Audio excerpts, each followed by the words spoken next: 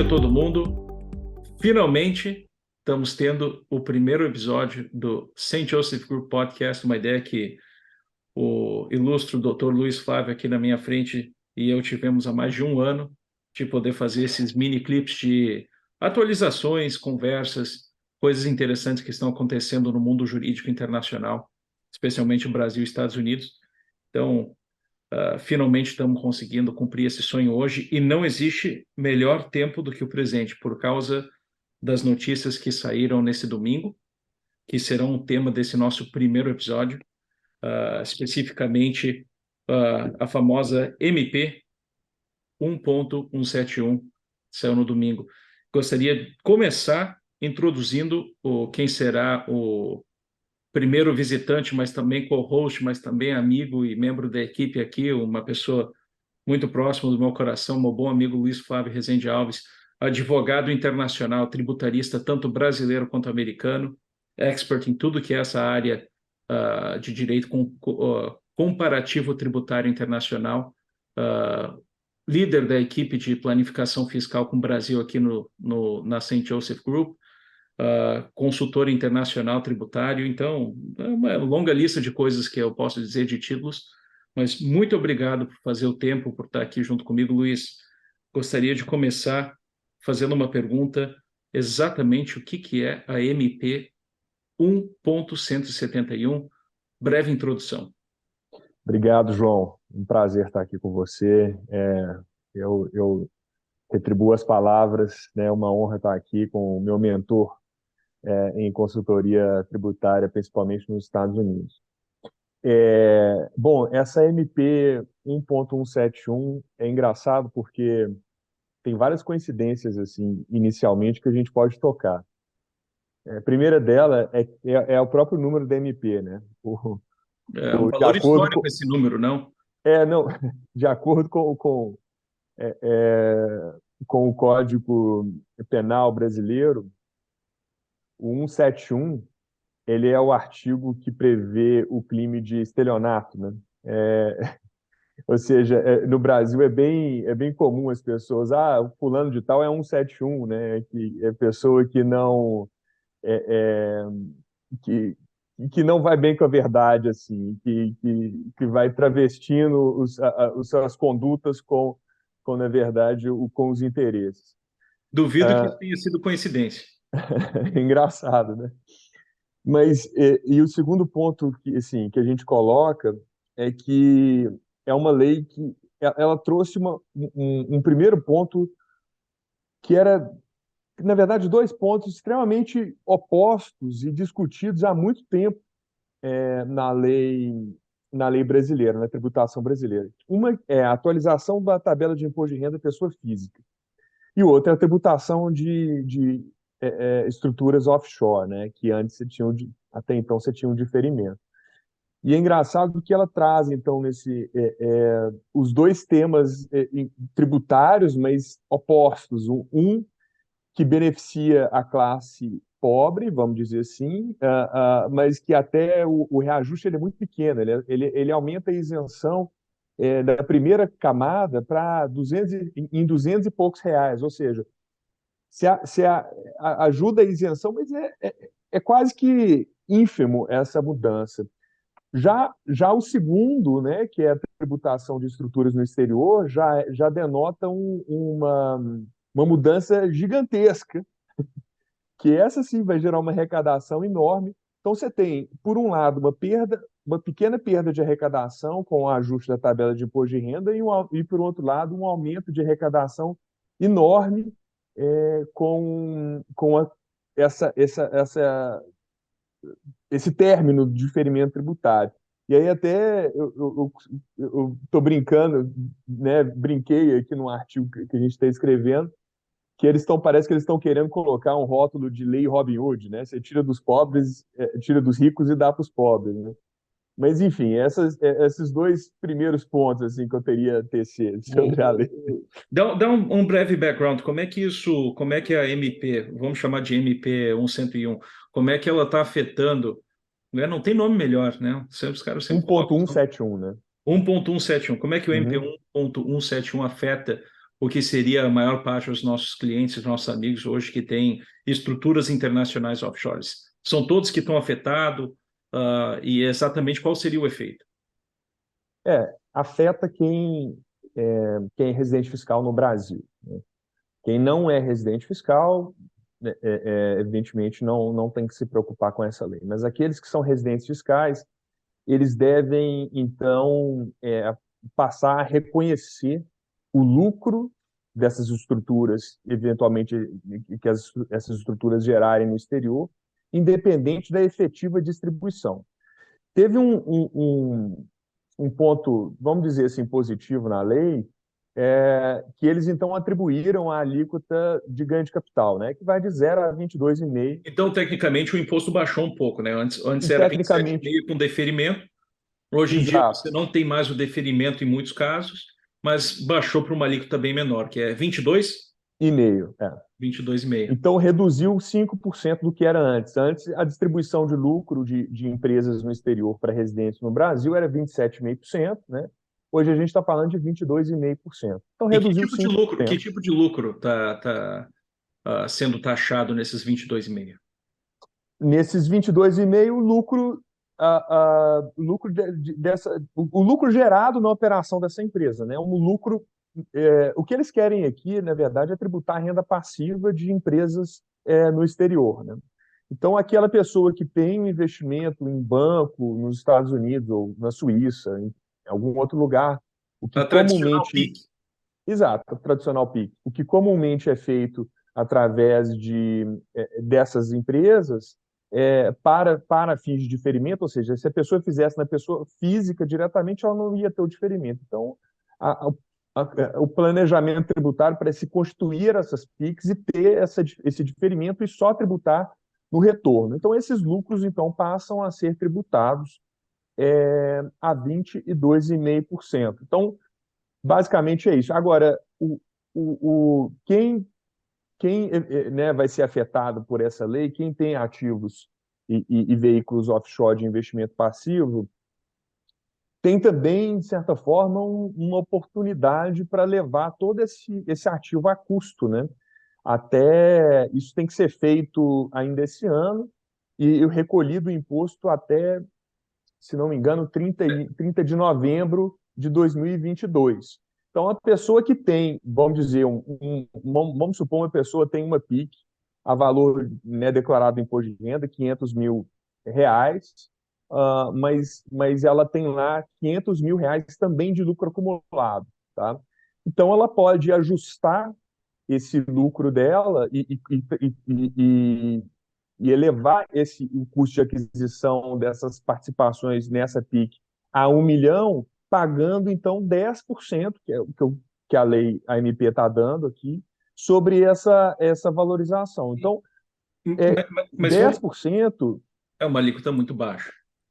Mas vamos se falar mais você. sobre isso depois, Luiz. Eu quero tocar assim, Sim, no tema da repatriação, né? Vamos chamar da mini repatriação incluída aí. perfeito, Mas antes eu perfeito. queria ter um bom entendimento, né? As opções que os nossos clientes têm, porque antigamente a gente tinha essa estrutura, né?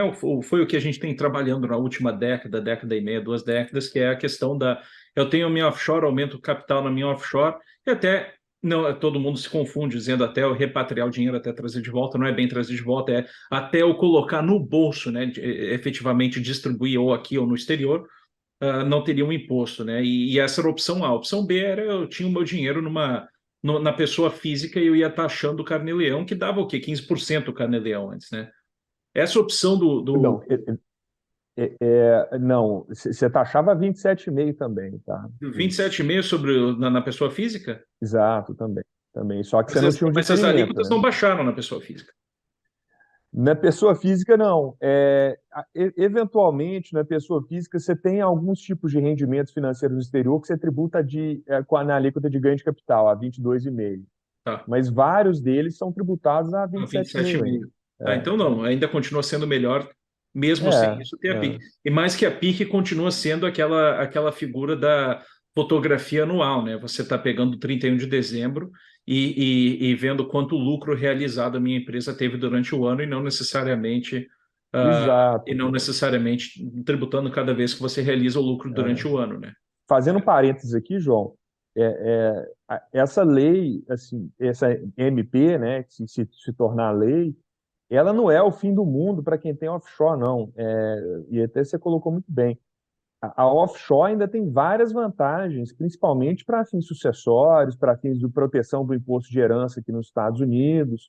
É, então, assim, você perde um dos grandes benefícios, mas ainda tem vários outros. Mas voltando, eu sei que é Uhum, uma conversa um pouco fora da câmera que a gente teve hoje de manhã, mas até uso essa conversa para introduzir o tema aqui, para você talvez expandir um pouco mais.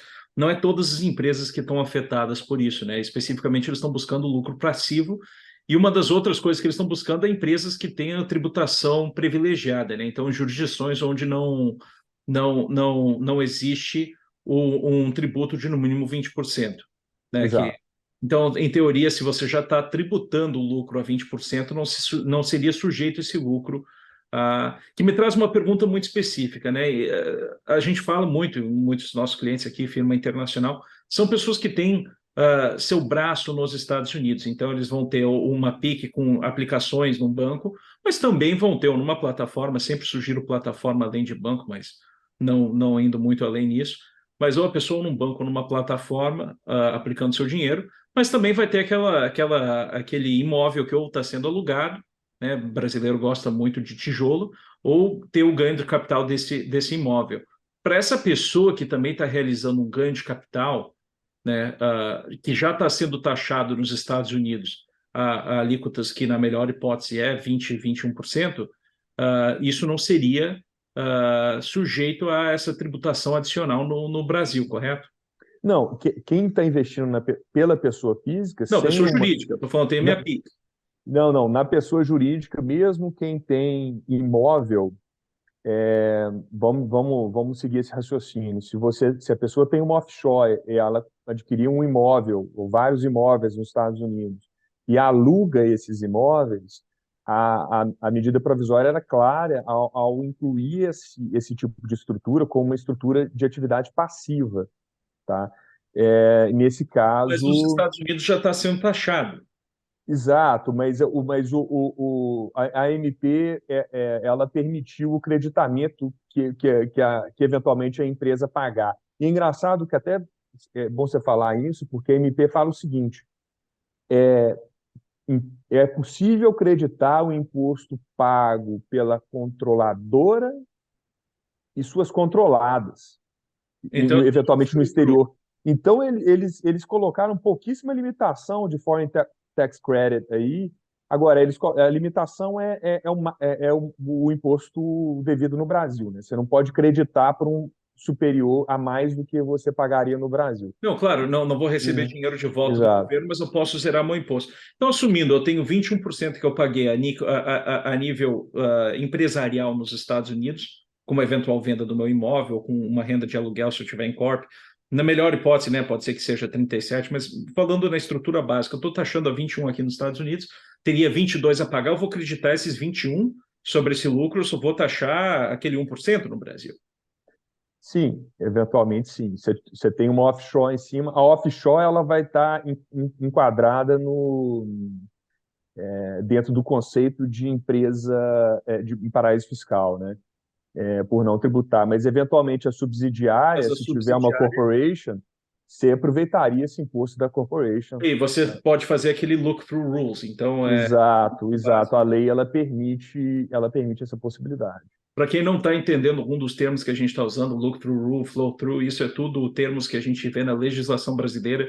Até um comentário que eu fiz com o Luiz hoje de manhã, quando estávamos analisando a MP nova, é que muito desses fatores foram copiados, ou no mínimo inspirados. Não vou dizer copiado, porque a linguagem está consideravelmente diferente, né? Mas foi inspirado por existentes leis americanas, né? Os Estados Unidos já está fazendo isso há um bom tempo com americanos, e o Brasil agora está entrando em linha para fazer o mesmo. Exatamente. Conceitos aqui de, né, Controlled Foreign Corporation, né, CFC, conceitos de PFIC, né, Passive Foreign Investment Company, conceito de atividade passiva, atividade ativa. Então, realmente, ele apropria bastante conceito aqui, já trabalhado no direito tributário americano em fins na parte outbound, né? Mas então, tocando no tema do direito americano e uma diferença que eu quero puxar aqui e ver tua opinião. Na lei americana, uma das coisas que faz a força da lei americana ser tão efetiva em desincentivar a aplicação no internacional, né, a aplicação por americanos no exterior, é não só o fato que existe todas essas regras, mas a forma de se declarar essas operações é tão complicada que para coisas pequenas muitas pessoas se desmotivam, né? Você não vê história de americano querendo mandar dinheiro para o exterior porque tem uma desmotivação com o nível e número de declarações que tem que ser feito quando isso acontece. Agora, do que eu tenho entendido, não mudou muito a forma de se declarar. No Brasil, na verdade, ficou substancialmente similar. Como é que o Brasil, ou que a Receita, vai fiscalizar os lucros que essa empresa teve e o que os nossos clientes devem levar em consideração e preparar para os próximos anos? Boa pergunta, João.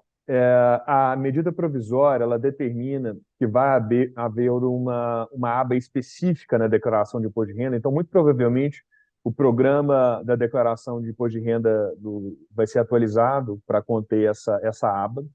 Nessa aba específica, então, ele vai incluir, eu não sei como é que vai ser na prática, mas muito provavelmente vai ter ali uma tabela para incluir os lucros, né? Se você tem ou não controlada no exterior, você vai ter que incluir esses lucros, aí você vai ter que incluir a participação sua nesse capital, em capital ou voto, e aí o programa muito provavelmente já vai gerar é, essa, essa tributação, né? Esse imposto. E, E e, aí, pode falar, Paulo. não, e a questão, então, eles vão saber é autodeclarado. Então, eu coloquei na minha declaração, tá assim, mas vai aumentar, eu imagino vai aumentar a chance de questionamento e auditoria sobre contabilidade de empresas no exterior. Sim, com certeza. E é Com essa certeza contabilidade, absoluta. o balanço, o meu DRE, que vão ser utilizados como evidência, né? Com certeza. Muitas dessas estruturas offshore, dessas empresas, as pessoas não se preocupavam muito em fazer balanço, né? Fazer o balanço e o DRE no final do ano. E isso, Não, especialmente agora, se era uma PIC, né? exato, porque, Só pelo Bacen que você precisava ter o número final, muita gente pegava o número final exato, da conta bancária e falava era isso e deu. Mas hoje agora está ficando muito mais interessante você ter uma contabilidade, porque isso seria o que a sua defesa no caso de uma auditoria. E exatamente. uma outra pergunta é só estão tributando lucros realizados, não? Sim, sim. A tributação, ela se dá, existe inclusive uma parte específica na medida provisória que é a partir do pagamento, né, de Então, até determinado. a tua empresa offshore receber, não existe imposto. Então, é a Exatamente. variação no valor do ativo que afeta. Que é Perfeito. interessante isso, eu tava tendo uma discussão sobre isso com alguns dos membros aqui da equipe de investimentos e advising. Até conversei com um cliente antes sobre isso, que vai se tornar muito mais interessante para as pessoas que não querem necessariamente colocar estruturas mais complicadas, mas mesmo assim também não querem tributar, a exposição em renda variável em vez de renda fixa, né? Porque a renda fixa vai gerando aquele dever de pagar anualmente sobre os lucros, enquanto a renda variável vai permitir o crescimento da carteira sem necessariamente criar uma tributação ano a ano. Você tributa Exato. quando vender. Então, acho que Perfeito. vai desincentivar um pouco a renda fixa e atrair mais a renda variável nesse caso. Sim. Investimentos de fundos de longo prazo, investimento em private equity, né, startups que eventualmente podem ter um resultado a longo prazo, isso pode fazer sentido. E uma pergunta, voltando para a questão do crédito, porque eu acho que quando a gente começa a ter essas conversas sobre planificação, é importante. E uma coisa que eu já coloco aqui para quem está vendo, quem é amigo, quem é cliente, quem talvez está nos conhecendo pela primeira vez, importante a contabilidade, né? Sendo que a contabilidade vai ser a base da auditoria do governo, uma eventual auditoria, que as linhas corretas estejam postas, né? Nem sempre, às vezes a gente vê algumas contabilidades eles não separam entre o que é realizado e não realizado em termos de lucros, né? Isso é tipo uma escolha do próprio contador e do próprio cliente. Então, se você tem uma offshore, está fazendo contabilidade, importante começando em 2024, ter linhas exatamente separadas por o que seria a variação de mercado no valor secundário do teu ativo e o que é o lucro realmente realizado, porque a gente só quer ter aquela tributação do lucro realizado. Mas também, Luiz, voltando para você, tocando no tema da tributação específica desse lucro, existe um conceito de netting ou eles limitaram o netting? Por se dizer, assumindo que, vamos dizer, eu tenho um aluguel taxado, ou tenho uma flow-through entity, uma LLC, ou diretamente minha offshore, tem um apartamento aqui na Flórida, em Tennessee, onde seja, e a gente está tendo uma operação em um aluguel. Esse aluguel taxado assumindo uma alíquota, dependendo de como eu escolhi, talvez eu fiz um check the box election, estou tributando a 37% nesse caso, ou um pouco menos, além do lucro do Brasil. E se eu tive outros lucros nessa carteira não tributados, poderia ser feito o netting, quer dizer que o sobreimposto que eu paguei do aluguel abaixar o imposto devido na questão da aplicação financeira? Foi bom o seu ponto, porque aqui nos Estados Unidos você tem os baskets, né, de Foreign Tax Credit. Sim. Não, a lei foi bem rasa nesse ponto.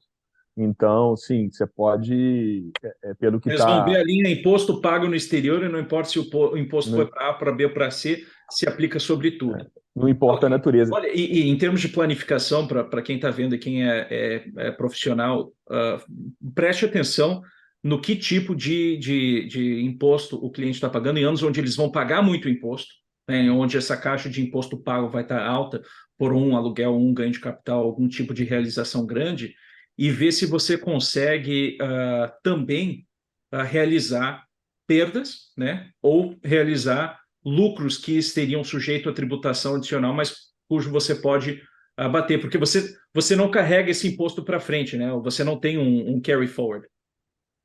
De acordo com a lei, não. É a limitação, é o imposto que você tem a pagar no ano. No ano. Então, É, importante que toda a planificação, isso eu acho que vai ser uma grande mudança na forma que as pessoas pensam. A gente tem que pensar agora em que lucro eu vou ter esse ano e que perdas eu posso ter para compensar, ou que lucros eu posso ter sujeito à tributação para diminuir um pouco o tributo que eu teria que pagar sobre outros lucros que talvez estariam isentos. Então, isso é muito importante agora, entrar cada ano com uma planificação e com isso em mente, né? Além da exatamente. contabilidade. Ah, Exatamente. Um ponto que eu queria tocar aqui, João, só, você tinha falado da questão de quem tem uma offshore com atividade de real estate aqui, por exemplo, nos Estados Unidos, e isso, a princípio, vai ser considerado passivo. Eu acho que tem muita. A lei não abriu margem para isso, ela colocou lá rent, aluguéis, né, como conceito de renda passividade. passiva. Mas eu vejo que se você comprovar se você tem uma estrutura, né, por exemplo, um escritório com 5, 10 apartamentos e por locação, compra e venda, ou seja, você não tem uma renda passiva de aluguel, você tem uma atividade imobiliária. Para mim, claramente, isso dá para ser argumentado E isso são como uma argumentos que a gente atividade já não fez no passiva. passado com a IRS, né? O IRS também tende a listar o que eu chamo a área gris no rendimento internacional, é esse aluguel, porque às vezes entra na caixa passiva e às vezes entra na caixa de atividade e tendo uma boa justificativa que isso não é algo passivo, que isso é algo ativo da sua parte, que a sua empresa é ativa, seria um bom argumento com a Receita. Não sei Exato. quanto, é muito novo, né? Então não sei quanto que a Receita aceitaria esses argumentos. A gente já sabe que tem um longo histórico do IRS aceitar esse tipo de argumentação, especialmente se você demonstra, olha, eu tenho funcionário, ou eu estou na área, eu estou escolhendo os inquilinos, eu estou fazendo os contratos, não é uma coisa de eu meti o dinheiro no lugar e virei as costas e esqueci, eu estou no dia a dia da operação. Uh, é importante ver como isso vai desenvolver, mas eu adoro essa ideia, Luiz, usar a experiência que você tem em como os Estados Unidos trataria essas operações para ver como o Brasil talvez vai ter uma interpretação similar. E isso de aluguéis é muito correto, né? Às vezes é para o A, às vezes é para o B. Perfeito. Tocar no tema que eu adoro tocar, é um tema muito importante para mim e que hoje eu vejo uma evolução no Brasil, o tema dos trusts. Por segunda vez, uma MP agora está falando explicitamente sobre trust. A gente teve aquela que a gente viu na semana atrás, a 55 e a 53, onde colocaram uma definição de beneficiário final de trust, uh, inédito no Brasil, né? Que antes não se falava disso, agora estamos já começando a conversar. Agora, por segunda vez, se menciona a questão do trust. Poderia nos falar um pouco sobre como que a MP 1101, 1171, desculpa, está tratando de trust? É, é engraçado, né? Porque sempre quando o Brasil ele está sempre tropeçando quando ele vai falar de trust, né? É engraçado porque acho que falta ao legislador um pouco mais de conhecimento para entender quais são as estruturas de trust e que trust você tem inúmeros tipos, né? Você tem dezenas de modelos de trust que são totalmente diferentes em termos de legislação tributária internacional. E, e de fato, como ele já começa errado aqui, né? No capítulo onde trata de trust, onde ele diz que para o instituidor, né, que ele chama aqui de instituidor ou settler, por mais que ele já tenha transferido os ativos para o trust, ele já se considera, a lei o considera como detentor desses ativos para fins de declaração de imposto de renda. Bom, é totalmente absurdo, né? Porque você tem modelos de trust, principalmente, vamos colocar aqui em duas caixas maiores, o trust revogável e o irrevogável. O revogável partindo do conceito em que ele é mais um planejamento sucessório, em que o settlor continua tendo a ingerência dos ativos, e o irrevogável, onde que há, aqui nos Estados Unidos, há uma efetiva transferência da titularidade do patrimônio, e que o settlor não tem mais ingerência nenhuma. Mas o Brasil não ignorou totalmente esse fato. Ele colocou no mesmo cesto, não conceitua aqui diferença de trust. Então, pela MP 1.171, o settlor continua detentor dos ativos do trust para fins de declaração. Ela coloca aqui que caso os ativos sejam distribuídos ou caso o settlor venha a falecer, aí você deve declarar na pessoa do beneficiário. Mas aí tem uma coisa até engraçada aqui, João. Aí tem um determinado momento em que a lei fala o seguinte: mas se já estava declarando, se os beneficiados já estavam declarando, não tem problema não, pode continuar dessa forma. Mas sabe por que eu estava pensando nisso quando eu li isso? Eu estava pensando sobre o porquê isso. Se você lembra daquela época, em 2016, onde eles estavam falando sobre como que na repatriação você deve tratar ativos dentro do trust, e eu lembro que foi uma conversa, não foi MP, não foi nada, foi só uma conversa, e o agente da Receita falou: olha, se você tem o trust irrevogável, quem declara é o beneficiário; se você tem o revogável, quem declara é o grantor. E eu acho que essa posição da MP, eles estão retraindo um pouco essa, que não era nem lei, né? Era mais o comentário do que eles queriam ver. Mas deve ter tido muita gente que, com base em seus advogados mais conservadores, já estavam declarando esses ativos por parte dos beneficiários, né? E por isso que eu acho que eles incluíram isso aí para meio falar: olha, se você já está dessa jeito, do jeito que a gente falou para você fazer, né? Foi nossa posição na época, 2016, que tu fizesse assim. Se você está fazendo assim, está fazendo como a gente falou que era bem, continua fazendo assim. Mas para quem Exato, não está e exato. quem não entrou, entra agora, né? Era esse tema foi tratado no manual de perguntas e respostas na Manual de época perguntas e da respostas lá. repatriação. Então, era uma das perguntas, né, na É. repatriação, de fato. Faz sentido, João, né, porque era vamos dizer, uma sugestão da própria Receita Federal, né, sobre o tema. Então, né, nesse ponto, eles foram coerentes. Perfeito. Uma coisa também te pergunto: você percebeu? Eu sei que você percebeu, né? Mas conta um pouco sobre a definição de settler, na MP, porque eu achei essa parte muito interessante. Nossa, isso foi bem curioso, tá? Eles incluíram um parágrafo dizendo que, eu vou até ler aqui, vale a pena, né? O parágrafo terceiro do artigo 7º. Para fins do disposto nessa medida provisória, a distribuição pelo trust ao beneficiário, a partir de 1º de janeiro de 24, possuirá natureza jurídica de transmissão a título gratuito pelo instituidor para o beneficiário, consistindo em doação, se ocorrida em vida pelo instituidor, ou transmissão causa-mortes decorrente do falecimento do instituidor. Então, olha que curioso. A MP, de um lado, ela trata da tributação sobre renda de trust, ou seja, o beneficiário ele vai ter que tributar a renda de eventual lucro acumulado existente no trust, mas, ao mesmo tempo, ela diz que essa transmissão vai se dar por doação. E é um contrassenso absurdo, porque o imposto de transmissão causa-morte ou doação, ele está na Constituição, que é o ITCMD. E você não pode, sobre o mesmo fato gerador, cobrar dois tributos, tá? Ou é renda ou é doação, né? Se renda, ou proventos de qualquer natureza, você tributa pelo imposto de renda. Agora, se tem um caráter de doação, não tem que se falar em tributação por imposto de renda, ou um caráter causa-morte. Aí seria o ITCMD, tributação hoje de 4 a 8%, dependendo do estado no Brasil. Não, e a Então, Receita não recentemente também tinha dito dos 27,5 que se aplicaria a distribuições de trust. Então, volta a questão. Luiz, que eu faço, você como advogado brasileiro hoje, se um cliente chegar para você e falar, eu tenho um trust em meu nome, que eu constituí pessoa física no exterior, e esse trust eu quero que faça uma distribuição para um filho meu. Quanto que o meu filho tributaria? Quanto que ele recolhe de imposto? A ITCMD é 27,5 ou é 22?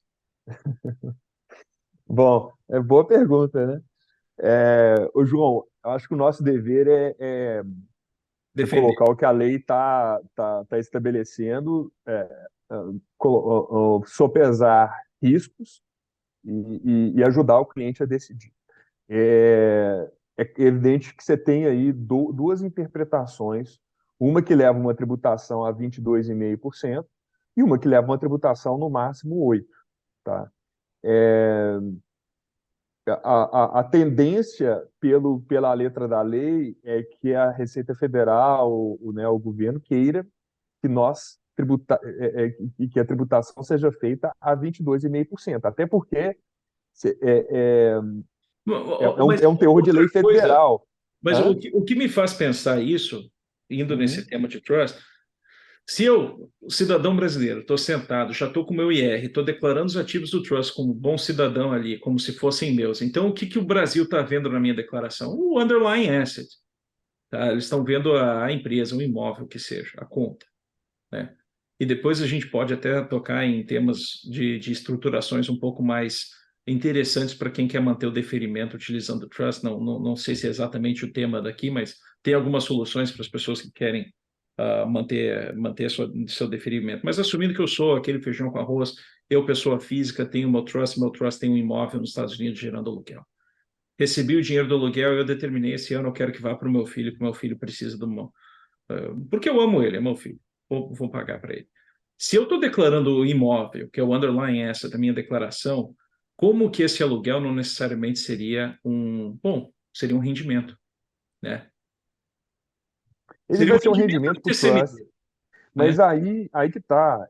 Esse parágrafo da MP, ele coloca o trust como uma pessoa distinta, né? Então ele vai ser um rendimento para o trust e depois um eventual. Eu vou tributar uma segunda vez.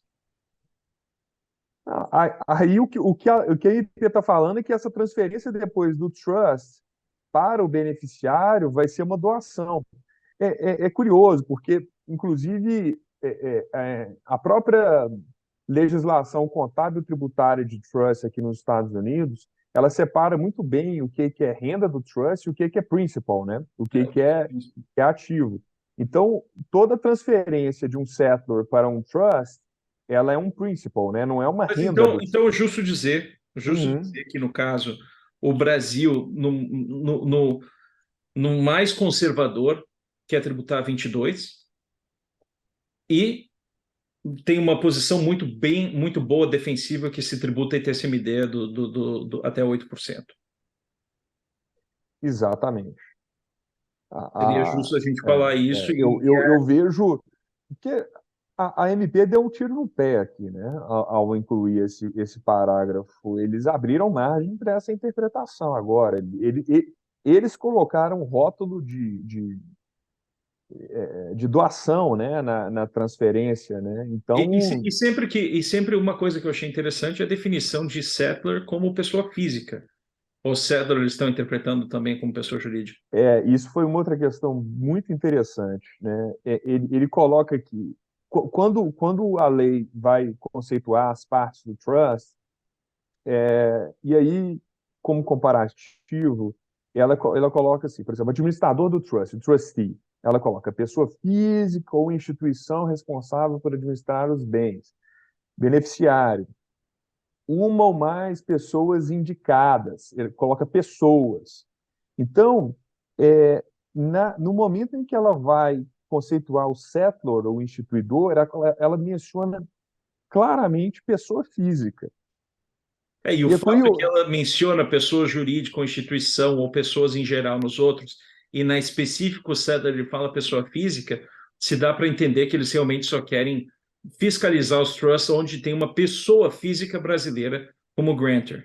Exato. E esse detalhe é muito importante porque, a princípio, né, a tributação e a declaração ela vai se dar na pessoa do grantor, ou settlor, ou instituidor. Então, colocam essa pessoa como sendo pessoa física.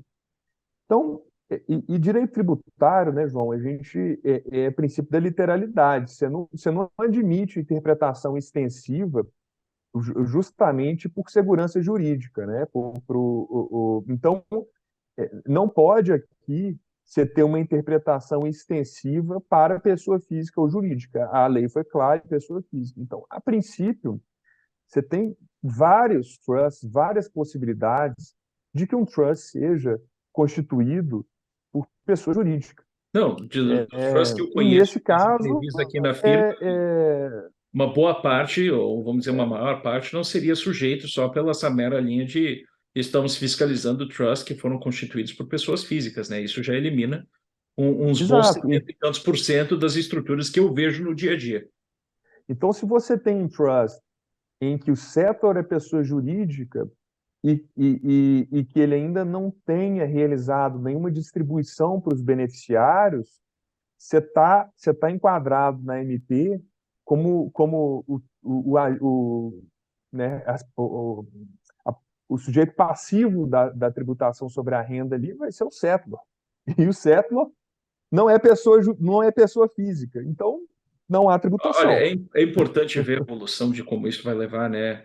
Mas eu vejo aí que para muitas estruturas que a gente vê no dia a dia, vamos ter um espaço muito grande para ou aumentar a privacidade do cliente ou deixar ele bem privado como ele está, né? Reforçar a privacidade, ou deixar que ele entre dentro de uma tributação e uma declaração hoje mais clara, que não existia antes, né? Que antes você não sabia como se declarava o trust, era um grande debate. Hoje a gente já tem um pouco mais de clareza e muitos nossos amigos, nossos clientes que queiram por alíquota menor ou por organização já deixar as coisas mais declaradas ou mais claras, vão poder fazer isso. Então, eu acho que boas novas oportunidades no mundo de trust, dando um pouco mais de definição. A MP não foi tão negativa nesse aspecto. Sem Uh, dúvida.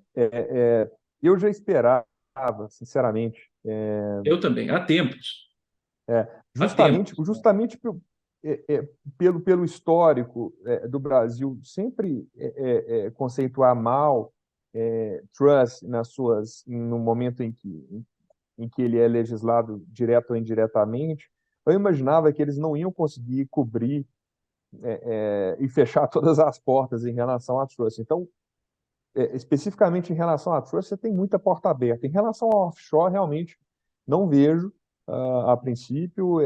Eles fizeram todo o conceito de controle, o conceito de shareholder, né? Ele estabelece que com um percentual menor que 10% você não é considerado,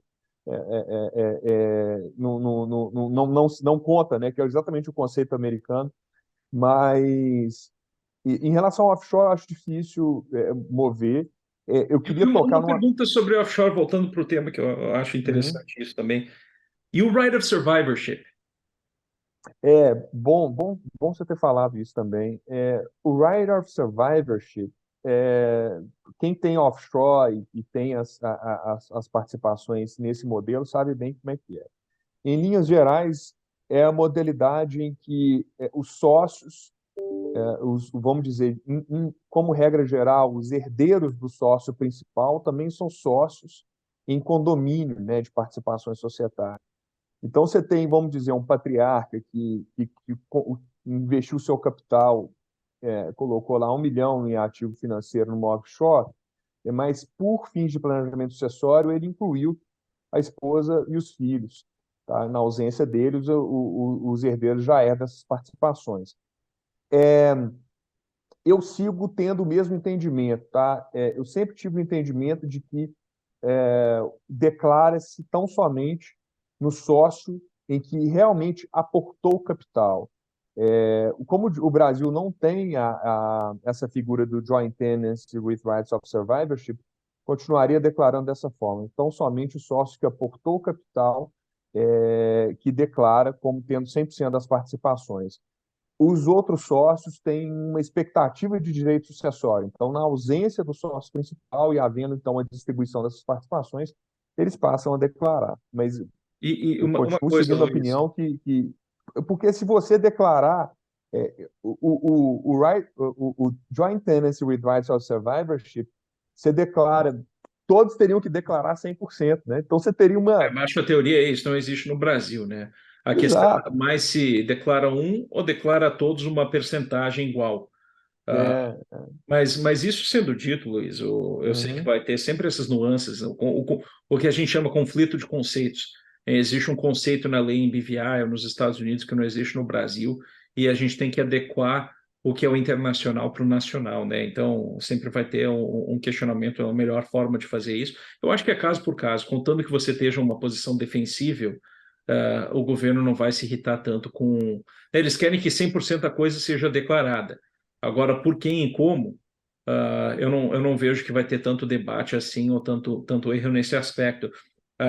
Uma coisa interessante, nos Estados Unidos a gente tem esse conceito já muito bem formalizado na lei de que são partes relacionadas, né? Porque uma coisa que você mencionou é, se você tem menos de 10% você não é sócio, se é menos de 50% você não tem que nem taxar a passividade.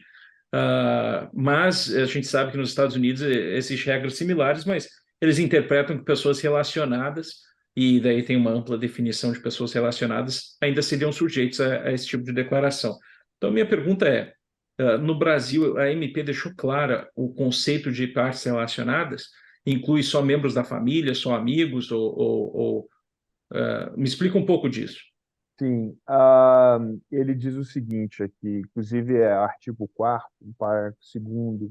Então, para fins de controle, né, que são pessoas que detêm poder e preponderância para eleger a maioria ou destituir a maioria dos administradores ou possui capital direto ou indireto superior a 50%. E aí, ao definir partes relacionadas, ele coloca aqui, a pessoa física que for cônjuge, companheiro ou parente consanguíneo ou afim, até terceiro grau da pessoa física residente no país. Então, você tem essa definição, né? Aí ele coloca aqui também em caso de pessoa jurídica cujos diretores ou administradores forem cônjuges, companheiros, parentes, consanguíneos, afins, até terceiro grau da pessoa física residente no país. Então, direta e indiretamente, você tem sim uma extensão a Tanto em familiares. questão tributária, de controle, quanto de voto. Então, até empresas Uhum, com o mesmo controle seriam relacionadas nesse caso. exatamente, exatamente. Muito interessante, É, é, e eu quero ver como vai evoluir, né? A gente agora vai ver um montão de ideias novas surgindo e advogados trazendo novas ideias de como constituir e compor essas empresas. Empresa pública é isenta, não? De ter que declarar. sim. Olha, não há Uma a exclusão princípio, eu específica não para public localizei um trade? excludente, mas empresa pública, muito dificilmente a pessoa, um estrangeiro vai ter controle, né? Ah, alguns clientes têm a questão É, dos se tiver fundos, o dos controle, trade sim, a funds, né? princípio não tá, Uma estrutura que ficou popular é os Traders Fund em Bahamas, né? Que eu sei que alguns aham, me perguntam sobre o Trader Fund em Bahamas, se estaria excluídos ou não. Ah, não há exclusão então, sobre contando que você tenha 50% das ações e a atividade seja passiva, você declara igual. declaro igual. Não, entendido. Até que a empresa pública também de ação regulada em bolsa, muito provavelmente ela não vai ser passiva, né? Chances altas aí. É verdade. Né? Luiz, algum outro comentário? Não, eu tenho mais um, que eu gostaria de fazer uma pergunta, uma última pergunta para você, só para também deixar quem está nos ouvindo aqui preparado para o futuro. Isso é uma medida provisória, não? Então, a gente tem 60 dias até ser finalizado, e isso pode ser estendido, correto? Exato. A medida provisória, ela interessante. Em tese, né, a medida provisória consta na Constituição, artigo 62, em que ela só pode ser editada em caráter de urgência, né, em necessidade, assim. Mas no Brasil virou uma forma de que o presidente legisle indiretamente. Então, né, e como isso é subjetivo, desde a Constituição de 88, os presidentes legislam através de medida provisória. Isso é muito comum. Então, a medida provisória ela tem força de lei no momento em que ela já é editada. É, ela tem uma duração de 60 dias, podendo prorrogar por mais 60. Ah, então, a partir de determinado período, ela entra em caráter de urgência para votação no Congresso, ela tem que ser aprovada nas duas casas, é, e depois, né, pode ter mudanças e ainda vai para a sanção do presidente. Ponto sendo, em 60 a 120 dias ou antes, a gente provavelmente vai ter que ter um outro desses podcasts falando sobre a versão Exato, final dessa regra, lembrando-se que tudo entra em efeito em 2024. exato. Nesse ponto, até, João, é importante salientar uma questão. E aquele cliente que, olha, não quero me adequar à lei, não é que não quero me adequar à lei, mas vou dar um jeito de não ser tributado pela lei. Eventualmente, se a pessoa pode exercer a saída fiscal no Brasil. Né? O Brasil ela permite a saída fiscal a qualquer momento. E o fato, o ponto alto aqui, vamos dizer, do início da lei é o fechamento agora em 31 de dezembro de 22, perdão, de 23. É, então, existe aí uma possibilidade, pelo que eu vislumbro até o momento, da pessoa dar saída fiscal no Brasil. Vamos supor, a pessoa que tem realmente um valor muito substancial e que prefere mudar de país do que a ser Isso, tributado. raramente eu vejo isso sendo uma coisa que as pessoas fazem de forma leve, né? Porque a É, saída definitiva do Brasil, enquanto prefeitos tributários é bom, tem outros efeitos que muitas pessoas não gostam tanto de sofrer. Mas eu acho que tem algumas opções aí, eu acho mas importante aprender e se adequar, né? você tem uma pessoa também que está no limbo, João. Eu queria falar um pouco dessas pessoas. Então, a pessoa que está imigrando para os Estados Unidos, vamos supor que ela vai tá em processo de receber o Green Card ou já recebeu o Green Card e ainda é residente fiscal no Brasil. É, essa pessoa, né, fazendo um planejamento tributário, avaliando bem a situação, eu vejo a possibilidade, ela ainda tem tempo de fazer a saída fiscal e seguir diferindo esse imposto, porque ela para de declarar, então ainda não existe, vamos dizer, a fotografia dela é com o imposto diferido, E no momento em que ela tiver que reconhecer no imposto de renda esses lucros acumulados, ela, ela já não é mais residente fiscal. Então, existe essa saída, a princípio, eu vejo essa saída para as pessoas que se enquadram nesse perfil. Não, e olha, muitos como essas, eu acho que cada caso é um caso.